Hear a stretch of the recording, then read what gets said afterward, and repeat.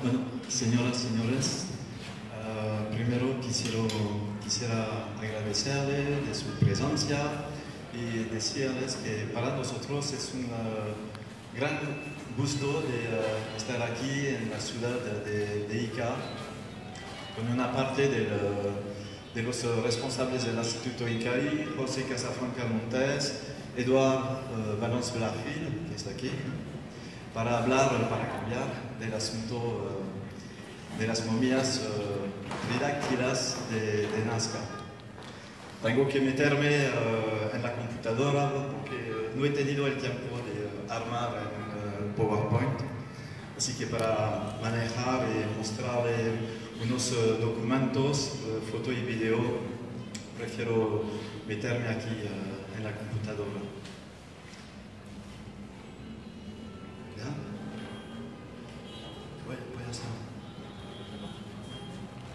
Sí, a tu lado lo vas manejando.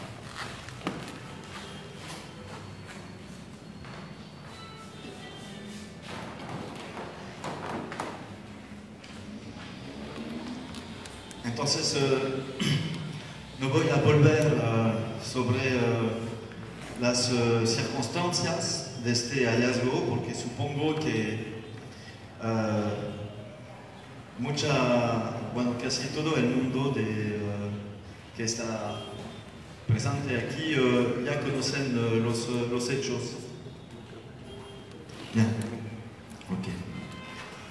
Solo me gustaría recordar que el Instituto INCAVI Cusco es una institución dedicada a la investigación arqueológica y que radicamos en la zona de Cusco y Madre de Dios desde 1999, o sea, desde hace poco más de 20 años, sobre la presencia permanente de los incas en la selva amazónica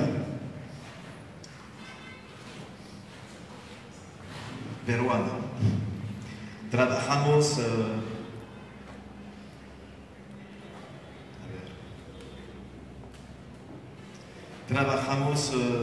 con profesionales como arqueólogos, antropólogos, geógrafos, etc. Y siempre en un marco legal, con autorizaciones del Ministerio de Cultura, del Ministerio de Medio Ambiente, del CERNAM y de las autoridades locales en las zonas donde realizamos nuestras investigaciones.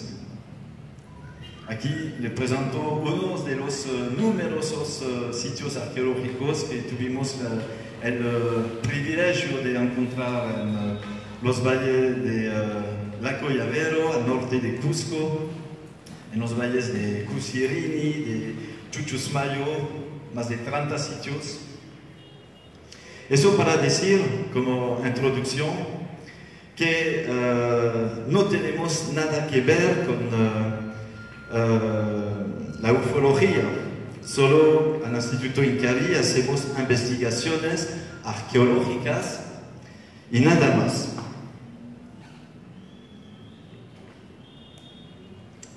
Y es así que en octubre de 2016, cuando un tal señor Paul Roncero vino a vernos a Cusco con extraños objetos biológicos momificados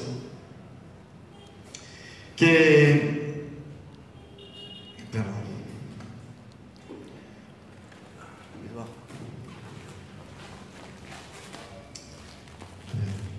Sí.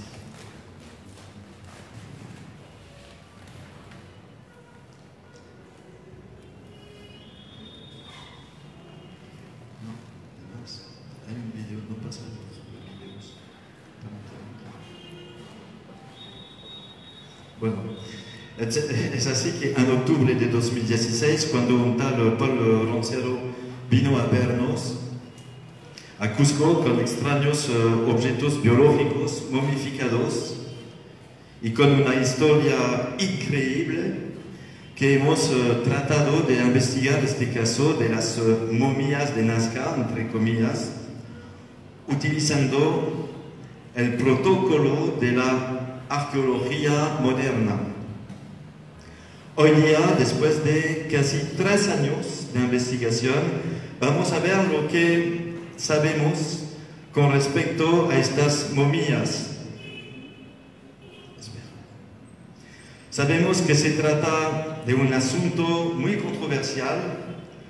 Varios detractores consideran que se trata de una estafa sin darse la pena de estudiar los hechos o los resultados. Otros dicen que yo, Thierry Jamin, soy un estafador, yo o mi grupo. A ellos quisiera decir que al Instituto Incavi Cusco no contamos con biólogos, ni tampoco con médicos, ni con genetistas, etc. Y entonces, por eso hemos solicitado la opinión y el profesionalismo de una multitud de especialistas, aquí en Perú y en varios países a través del mundo.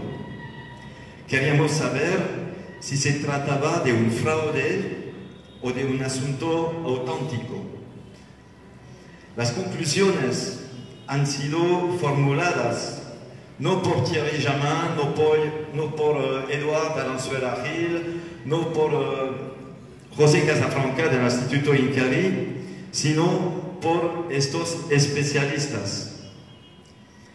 Quiero insistir sobre estos puntos porque recibimos siempre muchos ataques por parte de detractores pseudocientíficos o idiotas que, sin darse la pena de averiguar un poco los detalles de esta historia, gritan que se trata de un fraude, insultan, acusan, y eso sin saber nada. Entonces, en este expuesto le voy a presentar primero los resultados brutos y las conclusiones de los especialistas. Luego, en un segundo tiempo, me gustaría presentarle la opinión o, digamos, el resentido del Instituto Incavi Cusco con respecto a este asunto bien complicado y, otra vez digo, muy controversial.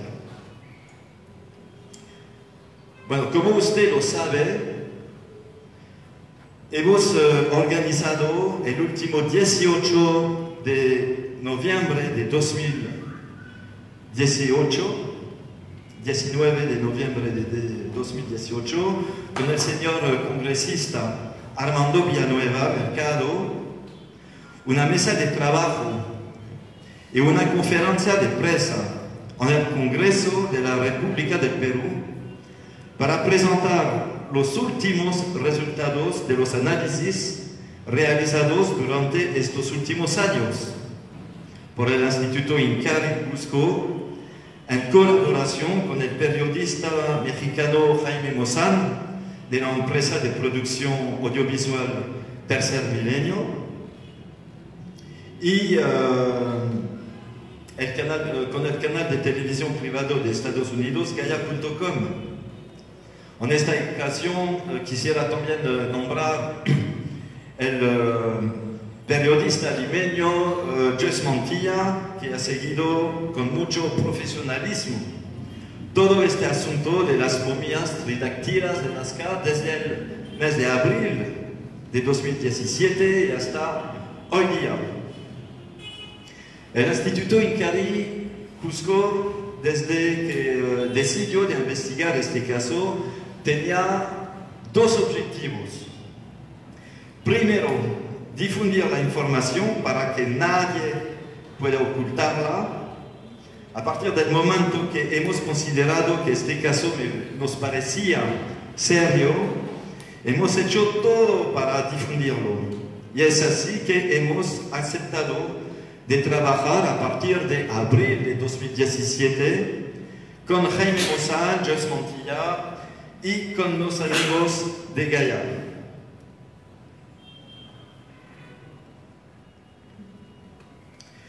Segundo objetivo del Instituto INCARI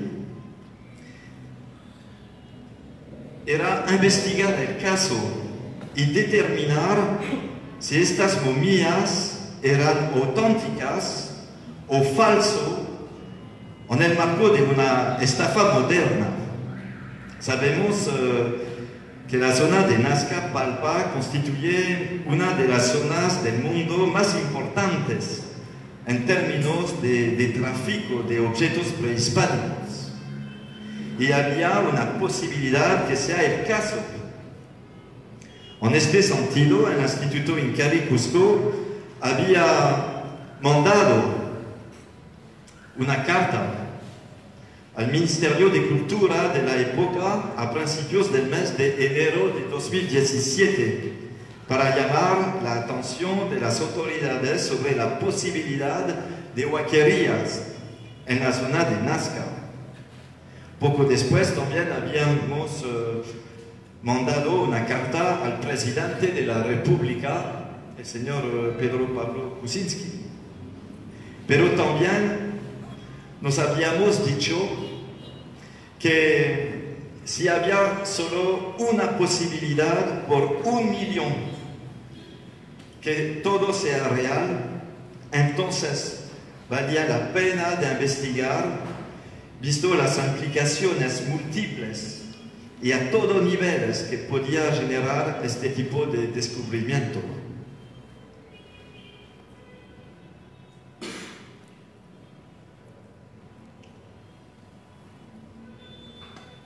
Y es así durante más de 2 años, con los amigos de Tercer Milenio y de Gaia.com, que hemos realizado cantidad de análisis en varios laboratorios a través del mundo.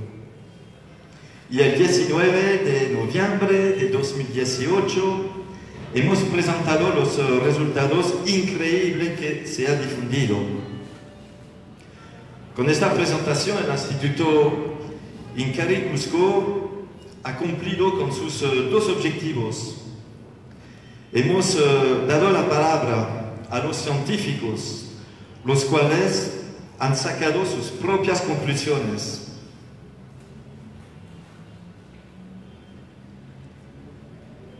Obviamente, quedan muchas preguntas y los científicos del futuro tendrán la tarea de contestar a dichas preguntas, si se puede.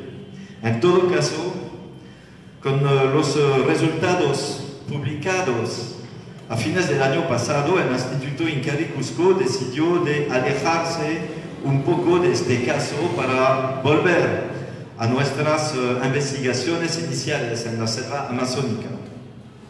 Sin embargo, sabemos que tenemos una gran responsabilidad moral ante ese caso de las momias tridáctilas de Nazca. Y obviamente nunca vamos a dejarlo. Por eso acepté la gentil invitación del señor Alexander Falcon. Quisiera insistir sobre la denominación de las momias tridáctilas de Nazca. Primero quisiera aclarar que estos cuerpos desecados corresponden perfectamente a la definición de momias. Lo digo porque uno de los especialistas que han estudiado de muy cerca estos cuerpos no sabían cómo definirlos. En efecto, a través del mundo existen varios procesos de momificación. Por ejemplo, hay la momificación natural, tal como podemos verlo con esta momia de Otzi.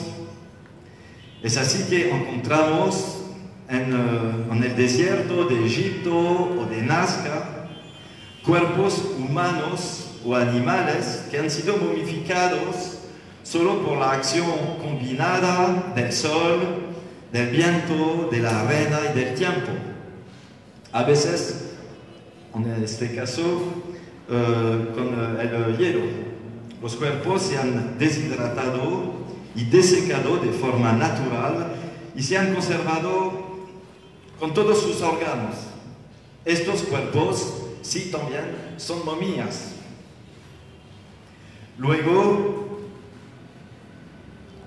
tenemos aquí varios ejemplos de animales o humanos encontrados así en estado de conservación natural, de momificación natural. Luego encontramos, como en este caso de esta momia de China, en varias regiones del mundo y a diferentes épocas, una multitud de cuerpos humanos o animales que han sido conservados mediante procesos artificiales. Fue el caso en China, tal como se puede apreciar en esta foto, también en esta. En Europa, sino también en Egipto, en Chile,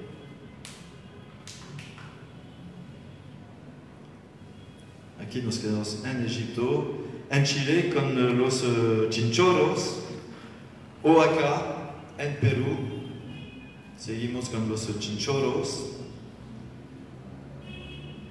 y en Perú, por ejemplo, con estas famosas momias muy lindas y las momias de Nazca. En el caso de las momias tridáctilas de Nazca, los órganos han sido conservados en los cuerpos. Es el caso de los cuerpos híbridos como María, pero también de los pequeños.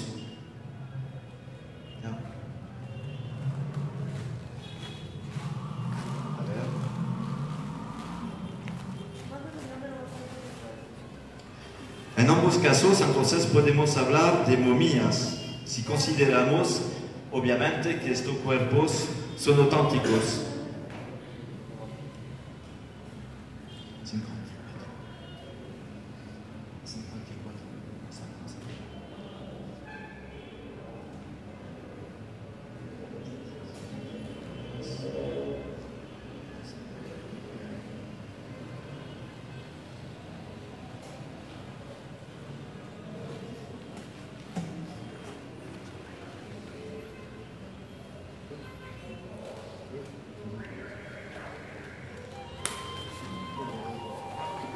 No pasa.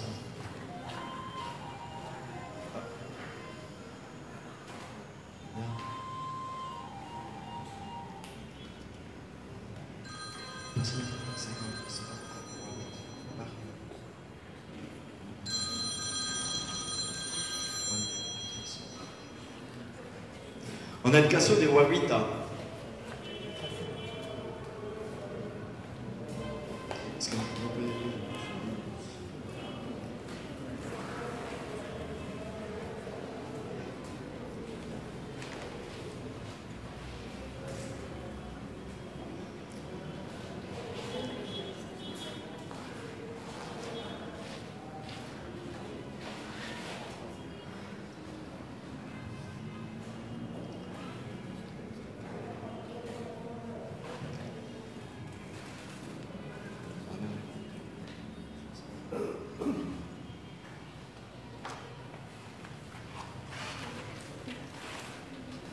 aquí tenemos una imagen de la tomografía de María y se puede apreciar que tiene todos sus órganos.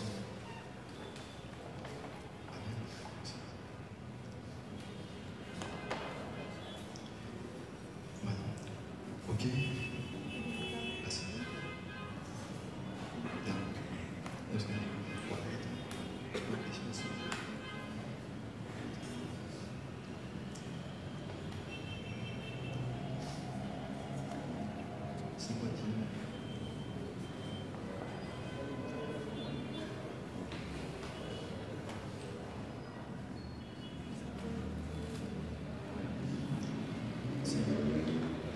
Bueno, en el caso de Guaguita, como lo sabemos, se trata de una bebé de 8 meses de edad, cuyas dataciones en carbono 14 indican una antigüedad de 800.000 años. En este caso hemos visto que las manos y los pies habían sido mutilados. Eso para dejar en cada miembro solo 3 dedos. Sin embargo, no podemos afirmar que huaqueros modernos han realizado estas mutilaciones. El cuerpo momificado de Guaguita es tan frágil que si unos huaqueros modernos habían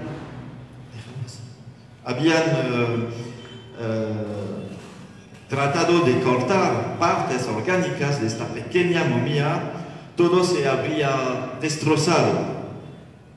Por este motivo, varios especialistas que han estudiado de cerca Guaguita piensan que estas mutilaciones fueron realizadas hace siglos atrás, después de la muerte de esta pequeña bebé y por motivos que aún desconocemos.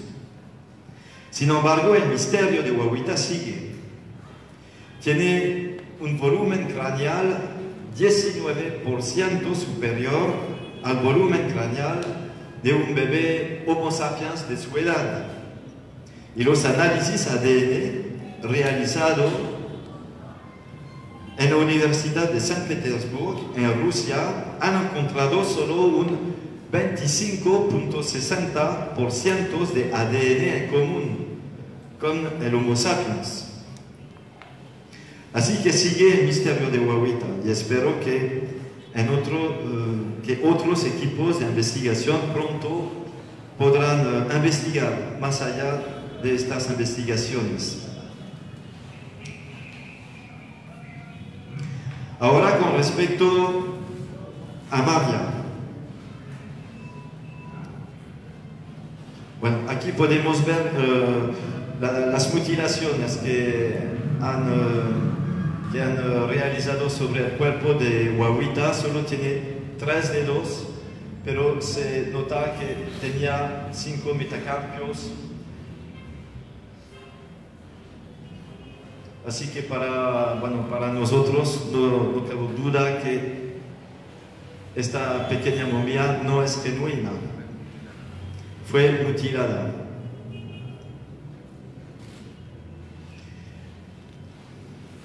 El caso de las mutilaciones de Guaguita me parece muy interesante porque podemos compararla al caso de María.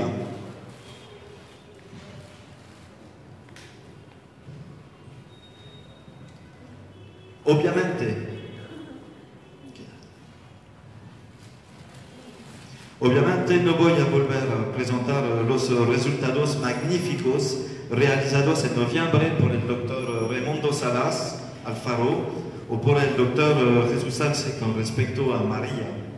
Solo me gustaría insistir sobre unos puntitos. Primero, en el caso de María, no se nota ningún corte en las manos o en los pies que podrían indicar mutilaciones, tal como en el caso de Guaguita. Como lo han indicado los doctores Raimundo Salas y Jesús Salce, todo parece genuino. Las tomografías realizadas de los pies y de las manos no muestran manipulaciones.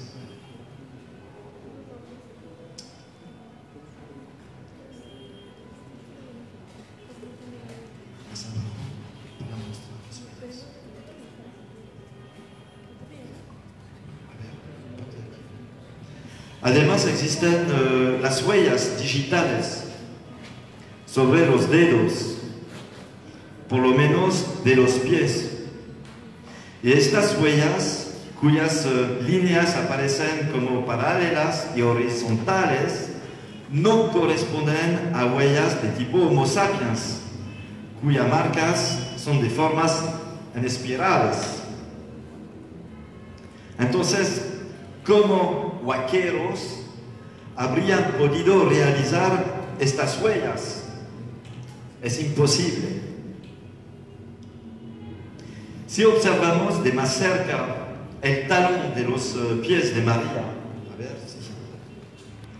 unos detractores del caso de Nazca, aquí, afirman que huaqueros habrían tallado los talones para darle un aspecto no humano, digamos. Pero las tomografías de María muestran que sus talones no han sido tallados. Además que los tendones y músculos quedan bien agarrados al hueso de los talones.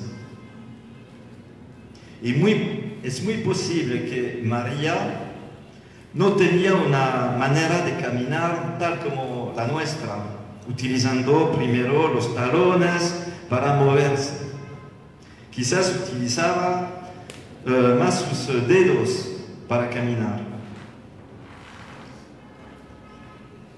María habría sido encontrada por un compañero de Mario en el famoso sitio que queda hasta la fecha desconocido. Las dataciones en carbono 14 realizadas por los laboratorios Beta Analytic en Estados Unidos y en el Instituto de Física de la UNAM a México han mostrado que María tenía más o menos 1850 años de antigüedad y que desde entonces pertenecía a la época cultural de Nazca. Tal como en el caso de Guaguita, el volumen craneal tiene 19% de capacidad superior al volumen craneal de un Homo sapiens. Y en ambos casos, la deformación craneal aparece como natural. Eso se puede determinar que esta deformación ha sido natural, porque si hubiera sido una deformación artificial, el volumen craneal habría sido, por lo tanto, alterado. De los análisis ADN de María, realizados por el laboratorio Biotecmol en México, María tendría 33.68 de ADN en común con el Homo sapiens, con 18.42%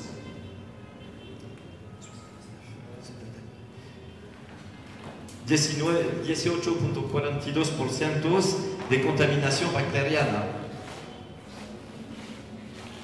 y 47.90% de ADN desconocido. Por su parte, la Universidad de San Petersburgo realizó los mismos análisis y encontró solo 23.80% de ADN en común con el Homo sapiens y 76.2% de no clasificado. Otros laboratorios como Abraxas en México también llegaron a resultados similares. Estamos hablando de laboratorios de primer nivel y reconocidos a nivel mundial. Así que podemos confiar en sus análisis y en sus conclusiones. El caso de Josefina es súper interesante. Tampoco no voy a volver sobre todos los resultados presentados el 19 de noviembre pasado por mi gran amigo, el biólogo José de la Cruz Quillo López, por el doctor Jesús Salce y por el profesor Garineski Dmitry Vladimirovich de Rusia. Solo voy a volver sobre unos puntitos que me parecen muy interesantes. Entonces, si consideramos que Josefina es auténtica, parece pertenecer a una especie de tipo reptil humanoide. Mide 57 centímetros de altura, pero otros especímenes que hemos estudiado miden un poco más, como Albert, que tiene 60 centímetros de altura, o un poco menos como los especímenes de la familia, los cuales miden 44, 47 y 54 centímetros. En total hemos podido examinar como una decena de especímenes de este tipo y todos tienen estas mismas proporciones. Lo que me parece interesante en el caso de Josefina es, por ejemplo, la presencia de una placa metálica en el pecho. Vamos a ver si podemos mostrarla. Carajo. Lo siento. Ah, aquí. Entonces, hemos realizado los análisis de esta placa con la institución peruana IGEMET y aparece como cobre. Sin embargo, cuando observamos esta placa con más detalles, podemos detectar la presencia adentro de cavidades geométricas en la parte central. Vamos a ver si podemos hacerlas. Enorme. Ah, milagro. Déjalo. Vamos a ver. En azul oscuro son vacíos que hemos localizado en este pectoral.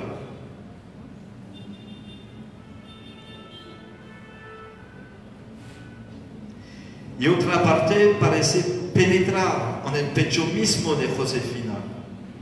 Así que tenemos el sentimiento que quizás no se trata solamente de una simple placa de ornamentación como una joya. Es posible, es hipótesis, es posible que esta placa quizás tenía otra función que desconocemos. La gran sorpresa del estudio profundo de Josefina a través de los escáneres HD también fue la presencia de material orgánico en su cuerpo, paquetes vasculares y material orgánico no identificado.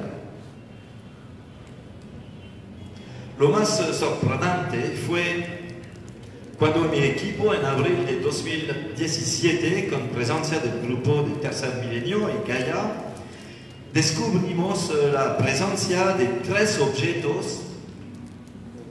Aquí podemos ver los órganos internos de Josefina. A ver.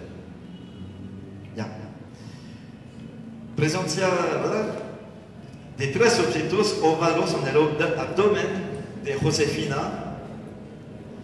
Y para mí fue uno de los momentos más importantes del caso de Nazca. Estos objetos parecían como huevos.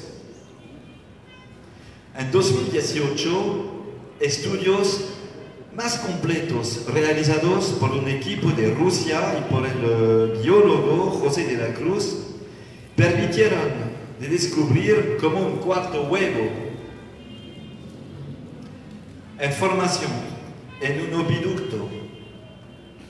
También pudieron identificar como una cloaca y varios detalles internos demostrando la probable autenticidad de este espécimen. Uno de los elementos más impactantes que se descubrió en 2018 respecto a estos pseudo huevos fue la presencia dentro de uno de ellos de una misteriosa forma que podría corresponder, nosotros en el Instituto Incarí nos quedamos muy prudentes, pero podría corresponder a un embrión. A ver, tenemos una video, si funciona, sería genial. Funciona. Obviamente, unos detractores siguen afirmando que solo se trata de objetos metálicos que vaqueros modernos habrían dispuesto en el abdomen de Josefina en el marco de una estafa internacional. Desde el inicio de estas investigaciones, nosotros en el Instituto Incarí Cusco buscamos los indicios de un fraude. Sin embargo, y a pesar de varias anomalías que podemos observar en varios cuerpos, no hemos descubierto pruebas absolutas demostrando un fraude. Le voy a dar un ejemplo de estas anomalías. En noviembre de 2017, Mario nos mostró una momia de tipo humanoide, reptiliano, y pudimos realizar radio X de dicha momia. La radio que se puede ver.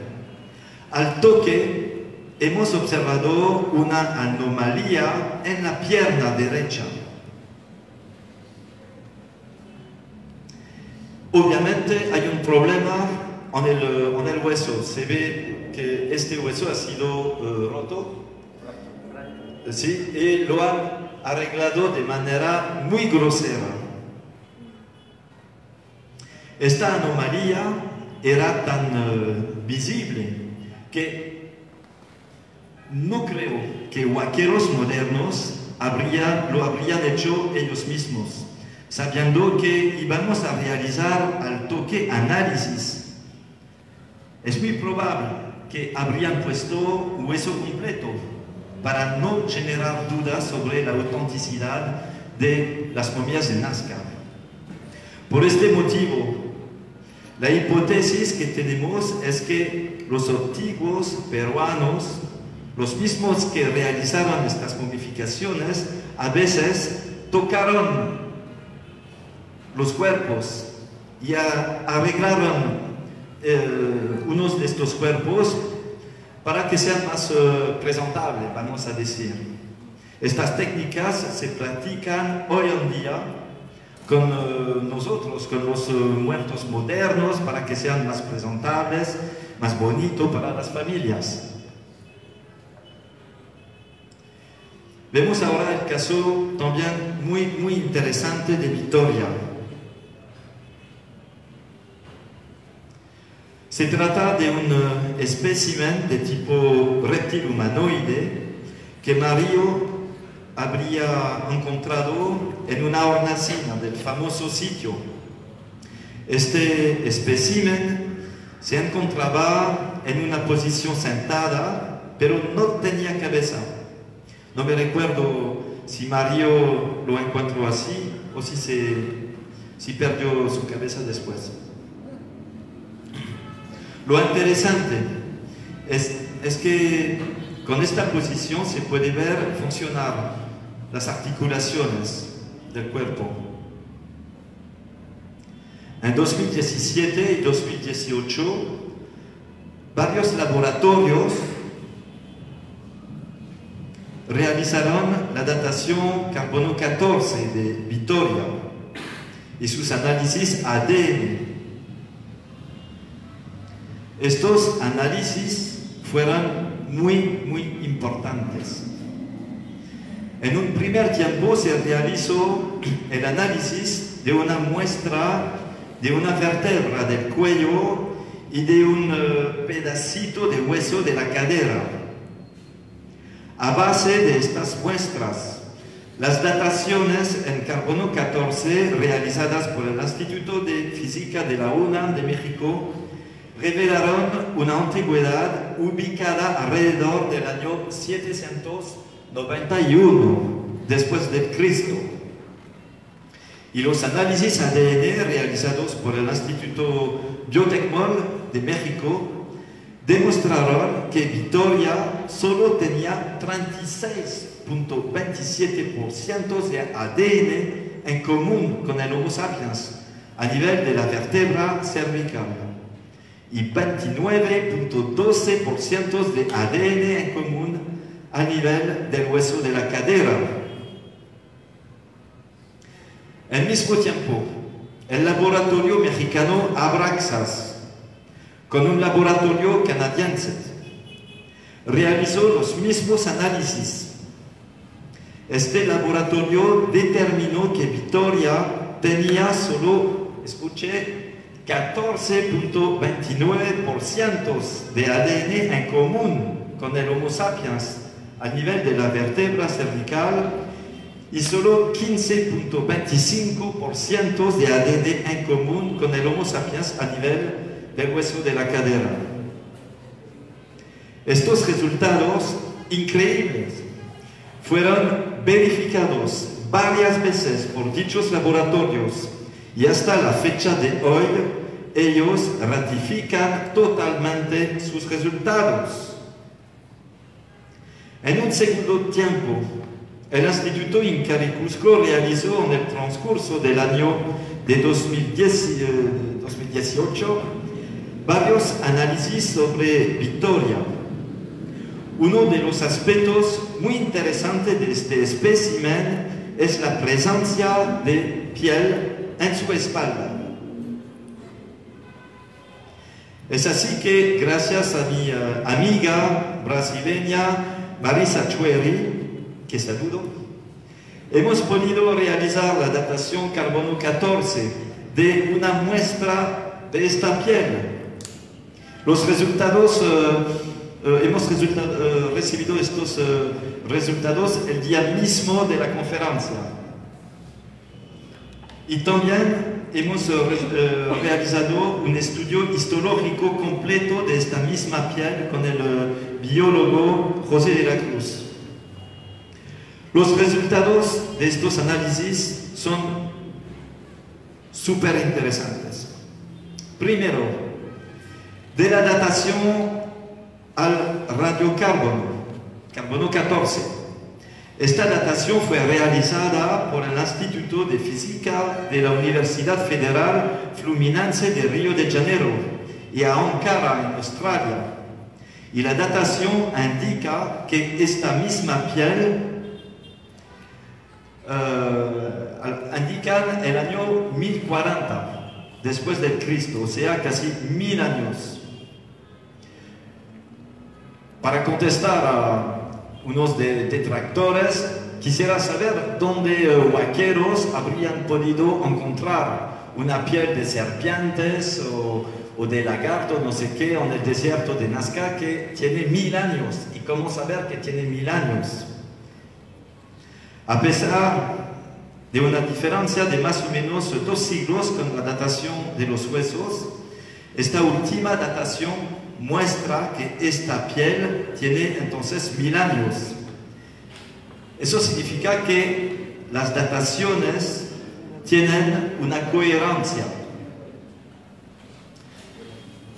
Entonces, si me hago el abogado del diablo en busca de un fraude, me pregunto dónde unos vaqueros modernos habrían encontrado en el desierto, ya lo he dicho, de Nazca, unos huesos de animales de 1000 años que habrían armado, y luego me pregunto dónde estos mismos vaqueros habrían encontrado una piel de tipo reptiliano de también 1000 años, y cómo ellos podían saber que todo este material biológico tenía la misma época. Así que para mí un fraude me parece muy difícil.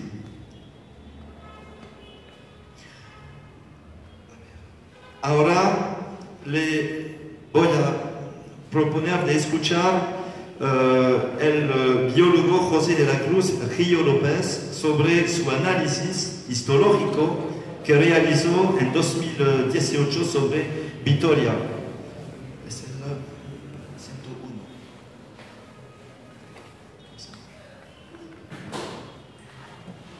Sí, José de la Cruz ha grabado esta presentación antes de ayer y no tuvo el tiempo de hacer esta presentación durante la conferencia de Lima del 19 de noviembre, así que son elementos muy interesantes y nuevos. Bien, Hola, ¿qué tal? Muy buenas tardes. Agradezco la invitación al Instituto INCARI y a su presidente Thierry Yamín por la invitación que se me hizo para presentar los resultados del estudio histológico que se realizó en uno de estos especímenes de 3 dedos encontrados en Nazca, Perú. Este estudio se realizó desde el año pasado.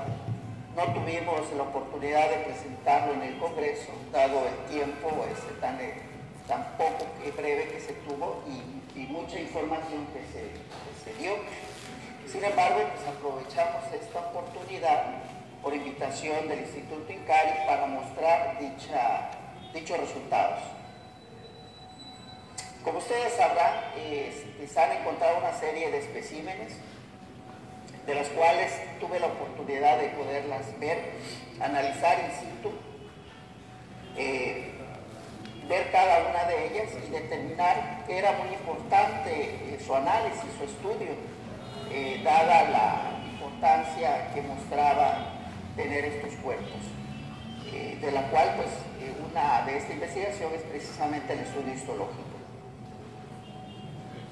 Como podemos ver acá, apreciamos en la parte posterior de Victoria la piel que ya se encuentra despejada o limpia de lo que es el recubrimiento de la tierra de diatomea, y podemos ver características interesantes en esta piel, para lo cual pudimos hacer observaciones in situ para verificar si había algún tipo de manipulación, algún tipo de situación que nos pudiera indicar de que estos cuerpos pudieran haber estado manipulados, y al no constatar de que existieran cortes, rasgaduras, enmendaduras, pues procedimos entonces a continuar con la investigación. Para ello se tomaron muestras de la piel hacia la región escapular y en la cadera de este espécimen Victoria. Aquí podemos ver en la imagen la toma de la muestra que se realizó con el debido procedimiento para ello. Una vez que se recepcionó la muestra, pudimos entonces ver a través del estereoscopio observar la naturaleza de esta piel, en este caso de la región escapular, del cual se procedió a su limpieza para poder tener una mejor observación y hacer su descripción de dicha piel. Entonces se procedió a la limpieza. Esta limpieza se hizo de manera mecánica.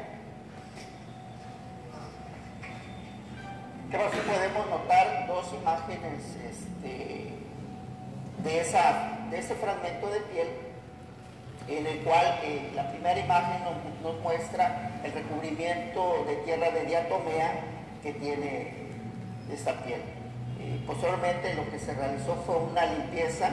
Aquí se hizo de manera mecánica, no se utilizó ninguna solución para retirar el recubrimiento. Se hizo de manera mecánica para evitar algún contacto de alguna sustancia que pudiera alterar propiamente la constitución de este material que estábamos por analizar. Y en la siguiente imagen, de abajo, vemos ahí lo que constituye propiamente la piel de este espécimen. Como vemos, tiene su coloración es propia, como debió haber tenido este ser en vida, y además notamos ciertas protuberancias que se puede observar ahí. También notamos algunos pequeños surcos, no muy profundos, que es lo que en un principio, al ver la piel de los especímenes, podemos ver una serie como de tipo orificios. Sin embargo, estos no constituyen orificios, sino que son pequeños surcos que hay en todo lo que es la constitución de la piel. Y como les decía, acá podemos notar con mayor observación, o sea, más acercando más la imagen, podemos notar esas protuberancias. En la imagen que nos muestra en la parte superior, vemos la numeración 1, que constituye esas pequeñas protuberancias que hay en la piel de este espécimen. Y en la número 2 vemos esos como tipo orificios, que bien que nos ayudan a identificarlo mucho mejor por el recubrimiento de diatomea que tiene ahí, que está insertadas en esos pequeños surcos. Posterior a su limpieza, podemos notar con mayor detalle esas protuberancias blanquecinas y aquellos pequeños como orificios que más bien constituyen pequeños surcos en la piel que no son muy profundas. Aquí hay un acercamiento de esas protuberancias.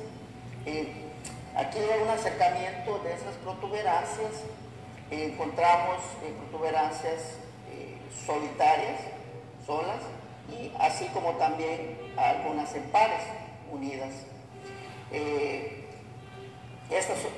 Esta característica solamente la pudimos ver en la piel que se obtuvo de la región escapular, y estuvo ausente en la región de la cadera, que también se tomó la muestra para hacer el estudio histológico. Aquí, el tratamiento que se le dio a las muestras fue la siguiente. La muestra se fijó en formaldehído, se emplearon los colorantes hematoxilina, eosina para su obtención. La inclusión del tejido se realizó en parafina para hacer los cortes histológicos, y estas posteriormente analizarse a través de un microscopio de luz. Aquí vemos en las imágenes el proceso que se llevó de tinción y posteriormente la inclusión en bloque de parafina.